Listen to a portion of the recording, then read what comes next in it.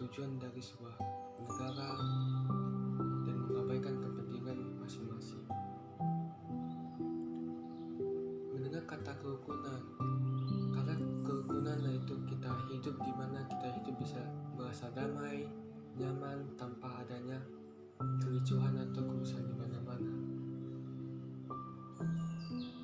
Ada banyak hal yang bisa kita lakukan supaya kita bisa hidup secara rukun dan damai. Mulai dari hal kecil seperti kita menghargai umat lainnya saat beragama, saat kita melakukan kegiatan agama, kita juga memberikan respect kepada mereka, dan begitu juga dengan mereka. Ketika mereka sedang berpuasa, janganlah kita makan di depan mereka, dan hal itu juga terjadi dengan kita. Intinya dari kita dulu yang harus bisa belajar untuk toleransi dan belajar menghargai, karena ada hukum abadi yang mengatakan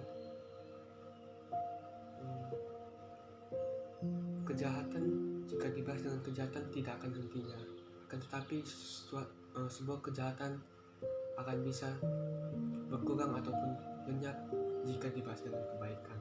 Itu sangat sering kita dengar di mana-mana, sehingga sangat penting untuk kita bisa mempraktekkan dari kata-kata tersebut. Maknanya sangat mendalam. Setelah itu ada tiga kerukunan hidup beragama dalam pandangan agama Buddha, yaitu yang pertama adalah kerukunan hidup antar internal, yang dimana kita sesama umat Buddha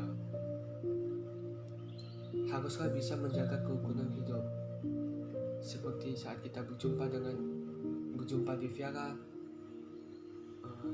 saling berpapasan, mengucap salam, nama budaya, teman-teman, dan lain sebagainya. Kemudian saat kita melakukan sebuah organisasi, kita merapat, diskusi untuk membuat sebuah acara untuk memperingati hari Waisak. Di situ kita bisa bertukar pikiran, bukan semata-mata kita mementingkan keputusan ego kita sendiri.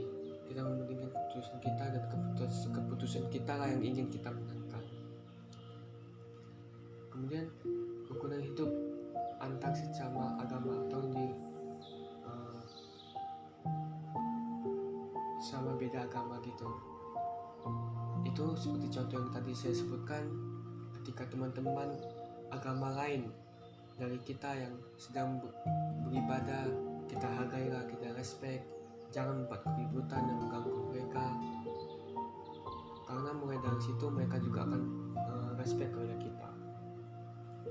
Kemudian kerukunan hidup beragama dalam pemerintahan ataupun kepada pemerintah, di mana kita harus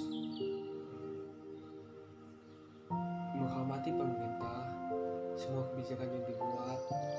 Cuman dalam kata hal ini, kita menghormati bukan berarti kita semena-mena tunduk kepada pemerintah itu, tapi kita harus hormat, kita harus bijaksana, kita harus bisa menghargai pemerintah. Dan ketika kita ada sesuatu yang berlawanan pendapat dengan pemerintahan, gunakanlah kebijaksanaan, janganlah melakukan sesuatu yang hal yang bodoh. Kita bisa melakukan aksi demonstrasi, tapi aksi tersebut dengan jelas dan benar. Kita bisa melakukan pengiriman surat ke anggota, ke pos-pos atau lain sebagainya. Banyak sebelum ini kita bisa lihat bahwa sedang terjadi kericuhan tentang Omnibus Law di sini. Kita sebagai umat beragama, baik agama Buddha dan lainnya, kita haruslah teguh untuk bisa berpikir secara lebih jernih kembali.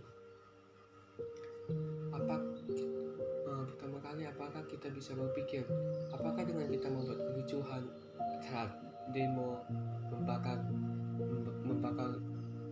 gedung DPR lah, melempar batu, apakah semua bisa menjadi lebih baik dari yang kita inginkan? Semua pasti tidak akan pasti akan terfokus untuk memperbaiki prasarana dan sarana. Karena itu mungkin memang kita terpancing emosi dengan kegiatan atau aksi yang dilakukan oleh DPR, di mana dia langsung memutuskan untuk membuat RUU yang sebelumnya pada bulan Februari ini sedang banyak ancaman, tetapi masih juga ingin disahkan. Sehingga pentingnya bagi kita sebagai rakyat serta umat beragama haruslah bisa menjaga diri, mengontrol diri, dan menjaga kerukunan di antara kita sesama. Karena saat kita membuat kericuhan di sana, bukan saja pemerintah yang merasa rugi atau itu, tetapi ada sebagian rakyat kecil yang di luar sana yang juga merasa terganggu akibat dari ulah-ulah demonstrasi di sini.